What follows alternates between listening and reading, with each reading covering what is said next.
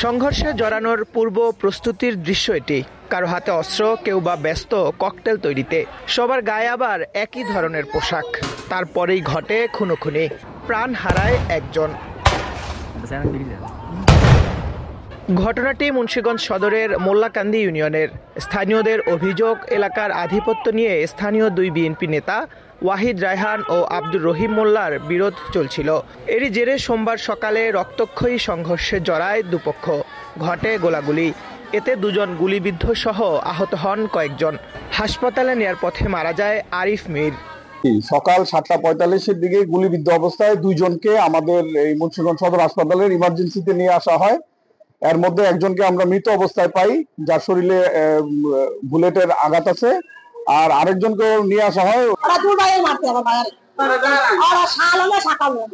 3 সন্তানের জনক আরিফ। তাকে হারিয়ে দিশেহারা স্ত্রী সহ পরিবারের সদস্যরা। বাড়ি জুড়ে শোকের মাতম।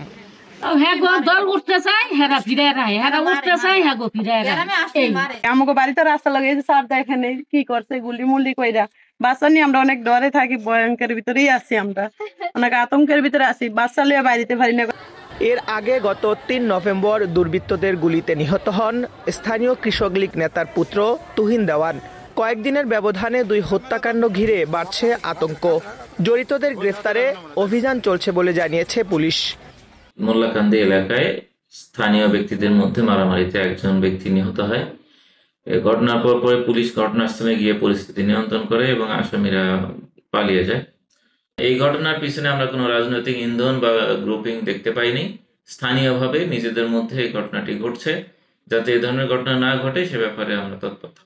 এদিকে সংঘর্ষে প্রাণহানির পর পুরুষশূন্য হয়ে পড়েছে মোল্লাকান্দি ইউনিয়নের বিভিন্ন গ্রাম। Shihab Ahmed, Star News, Munshiganj.